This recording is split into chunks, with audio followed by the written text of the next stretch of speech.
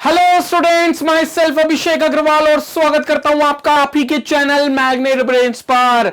आपको पता है ये एक ऐसा चैनल है जो आपको absolutely free of cost, without charging a single money, quality education के साथ आपको सारे वीडियोस प्रोवाइड करता है।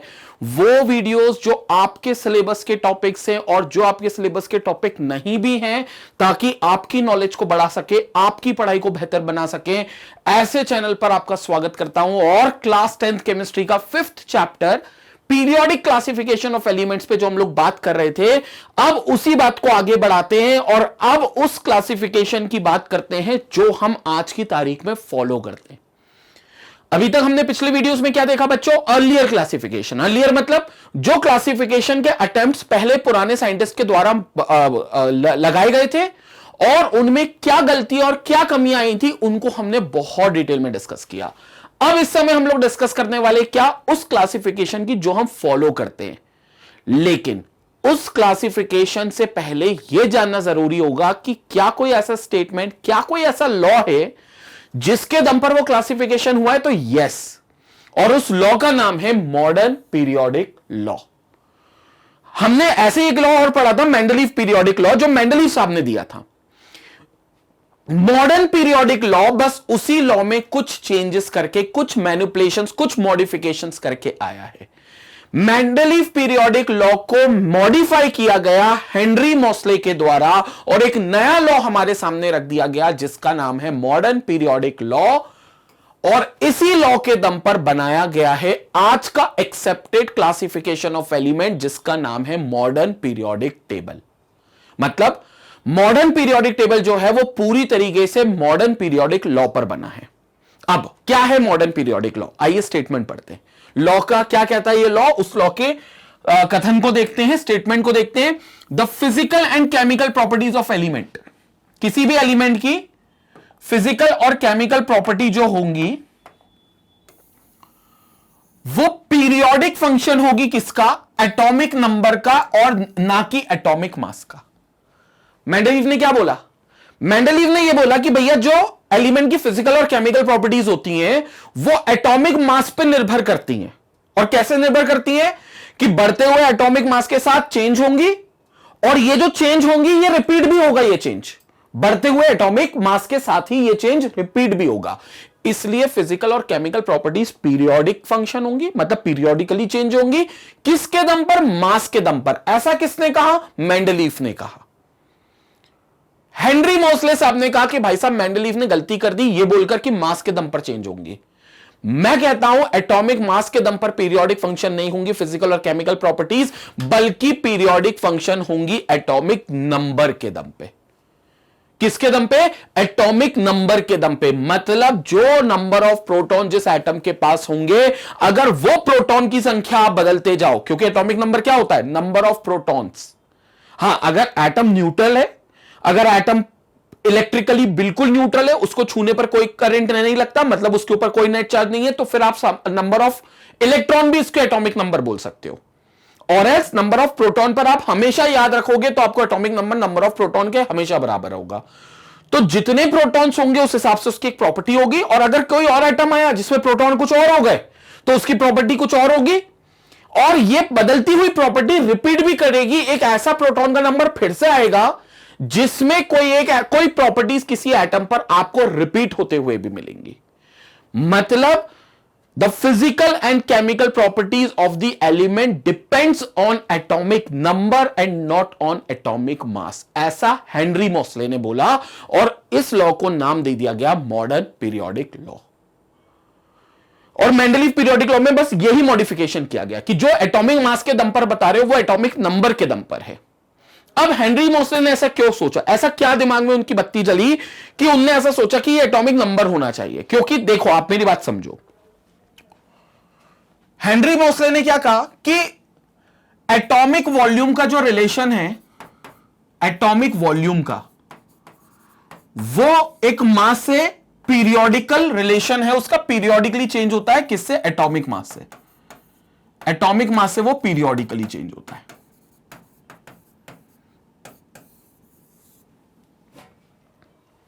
और उनने यह भी कहा कि एटॉमिक वॉल्यूम जो होता है उसके हिसाब से फिजिकल और केमिकल प्रॉपर्टीज चेंज होती हैं।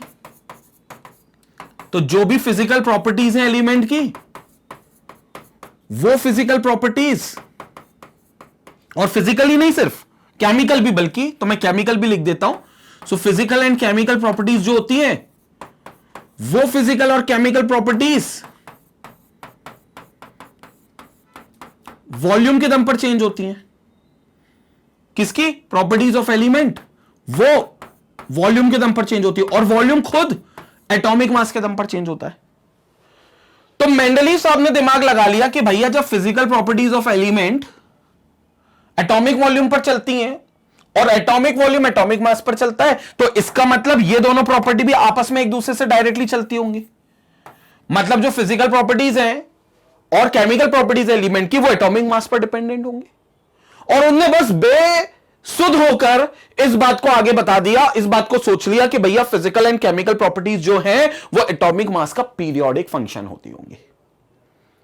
लेकिन जब आप कोई लॉ बोलते हो, कोई लॉ लिखते हो या कोई लॉ बनाते हो, तो उस लॉ में अगर आप एक चीज को दूसरी चीज के ऊपर डिपेंडेंट बता रहे हो, जैसे physical and chemical properties of element को डिपेंडेंट बता रहे हो एटॉमिक मास के ऊपर, तो आपको इंश्योर करना पड़ेगा कि उस समय एटॉमिक मास जो होगा वो इंडिपेंडेंट होना चाहिए। मतलब एटॉमिक मास खुद किसी पर डिपेंड नहीं करना चाहिए, इट शुड बी इंडिपेंडेंट। मतलब वो किसी पर डिपेंड नहीं करना चाहिए, और इस बात को मेंडलीव ने इंश्योर नहीं करा, क्योंकि एटॉमिक मास कतई इंडिपेंडेंट नहीं होता।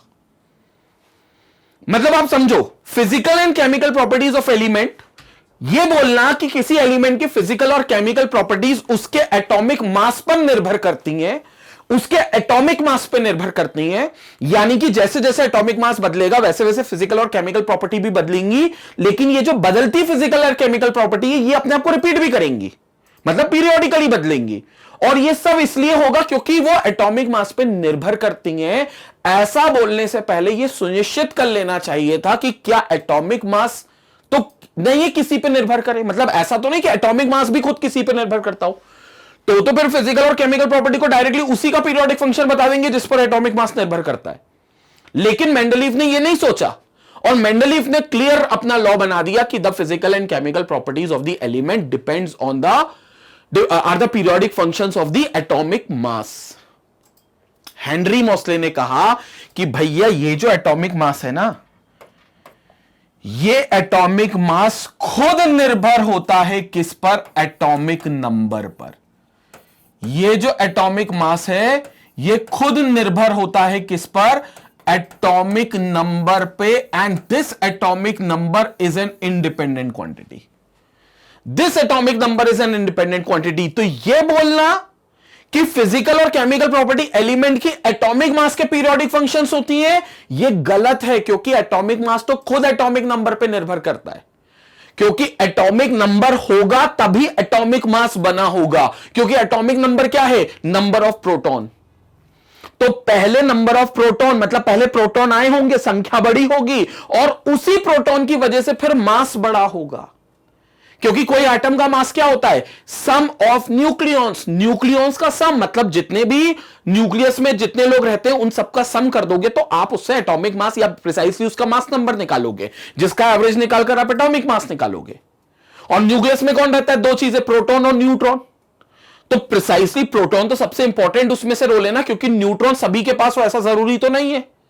लेकिन एटम अगर है तो उसके अंदर 100% एटम के अंदर प्रोटॉन तो हो गई।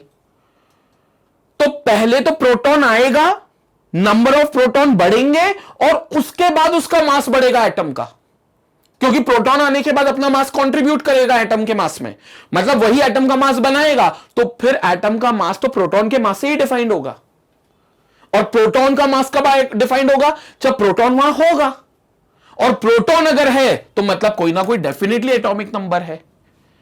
इसका मतलब एटॉमिक नंबर बिल्कुल इंडिपेंडेंट है, और एटॉमिक नंबर वाकई में इंडिपेंडेंट है। एटॉमिक नंबर आप नहीं बोल सकते कि सर ये एटॉमिक नंबर इसमें इसलिए इतना होगा क्योंकि ये चीज ऐसी है। नहीं, एटॉमिक नंबर तो अपनी मर्जी का मालिक है। भगवान ने जिसको जितने प्रोटॉन दे दिए, आजीवन उनके पास उतने ही प्रोटॉन रहेंगे और इसका कोई सिग्निफिकेंस नहीं है, इसका कोई बेसिक डिपेंडेंसी नहीं है कि क्यों एटॉमिक नंबर किसी में इतने होते हैं और क्यों किसी में इतने कम होते हैं, क्यों किसी में एटॉमिक नंबर बहुत ज्यादा होते हैं और क्यों किसी में बहुत कम होते हैं। इसका कोई भी रीजन कुछ भी नहीं है। ये एटॉमिक नंबर इनिशियली नेचुरली उनके पास है। जैसे हाइड्रोजन बेचारे को एक ही एटॉमिक नंबर, एक ही प्रोटॉन दे रखा है तो उसका एटॉमिक नंबर 1 है। सोडियम को 11 प्रोटॉन दे रखे, उसका एटॉमिक नंबर 11 है। मैग्नीशियम को 12 दे रखे तो उसका एटॉमिक नंबर 12 है। कैल्शियम को 20 प्रोटॉन दे रखे, उसका एटॉमिक नंबर 20 है। और यह प्रोटॉन की संख्या रैंडम है, मतलब इनका कोई जस्टिफिकेशन नहीं है। और जैसा प्रोटॉन की संख्या होगी फिर वैसा मास बनेगा। तो मास जो है वो खुद एटॉमिक नंबर पर निर्भर होकर चल रहा है। तो फिर खुद सोचो, फिजिकल और केमिकल प्रॉपर्टीज जो एलिमेंट की है वो पीरियोडिक फंक्शन किसका होनी चाहिए? एटॉमिक मास का होनी चाहिए कि एटॉमिक नंबर का होना चाहिए? एटॉमिक नंबर का होना चाहिए, क्योंकि एटॉमिक मास तो खुद एटॉमिक नंबर के भरोसे पे चल रहा है। तो फिर सीधा इन प्रॉपर्टीज को इसी के भरोसे पे लिख देते हैं ना। यही बात हेनरी मोसले ने लिखी, यही बात हेनरी मोसले ने करी। स्पेलिंग देख लेना, हेनरी मोसले, इन्हीं ने दिया है पीरियोडिक लॉ और पीरियोडिक टेबल। हेनरी मोसले, मोसाजी नहीं, मोसले स्पेलिंग सही करते हैं ना तो मोसाजी का नाम लिख दो अपने। हेनरी मोसले ने ये लॉ दिया है और इसी लॉ को मॉडर्न पीरियोडिक टेबल बनाने में बहुत ज्यादा यूज किया गया। अब लॉ को एक बार और पढ़ लो। The physical and chemical properties of the element are the periodic function of their atomic numbers, exactly of the atomic numbers, and not of atomic mass. Not of atomic mass. It depends on atomic number because even atomic mass depends on atomic number. तो फिर यह कहना कि periodic property जो element की physical और chemical properties है वो पीरियोडिकली मास पर डिपेंड करेंगी, ये गलत है। यह बोलना कि एलिमेंट की फिजिकल और केमिकल प्रॉपर्टीज नंबर पर डिपेंड करेंगी, यह बिल्कुल सही है। कंसेप्ट क्लियर हो गया? ये मॉडर्न पीरियोडिक लॉ ने मदद करी है हमें मॉडर्न पीरियोडिक टेबल बनाने में। क्लियर है? पहले आप स्क्रीनशॉट ले लो ताकि मैं आगे आऊं। तो ये चीज जो है ये हमारा मॉडर्न पीरियोडिक लॉ है जिसके दम पर हमने मॉडर्न पीरियोडिक टेबल बनाया। अगले वीडियो में हम लोग डेफिनेटली बात करने वाले हैं मॉडर्न पीरियोडिक टेबल की, और टेबल को इनफैक्ट सिर्फ देखेंगे नहीं कि कैसे बना हुआ है बल्कि हम खुद उसको बनाएंगे। यस, बिल्कुल सही सुना, हम उस periodic table modern periodic table को बनाने वाले हैं। मैं आपको बताऊंगा मैग्नेट ब्रेन्स के चैनल पर कि कैसे पीरियोडिक टेबल आप बना सकते हो, और आप बिल्कुल अगर उसको 3-4 बार प्रैक्टिस कर लोगे तो आप भी खुद पीरियोडिक टेबल बनाना सीख जाओगे। क्लियर हो गया स्टूडेंट? और जैसा कि आपको पता है मैग्नेट ब्रेन्स में क्लास 4 से लेकर क्लास 12 तक के सारे वीडियोस अवेलेबल हैं जो आपकी पढ़ाई को बेहतर बनाने के लिए magnetbrains.com पर अपलोडेड हैं, जिन्हें आप वहां से एक्सेस कर सकते हैं और वहीं से इनसे जुड़े हुए नोट्स को भी डाउनलोड कर सकते हैं। Thank you for watching us. Stay connected, stay educated, take care.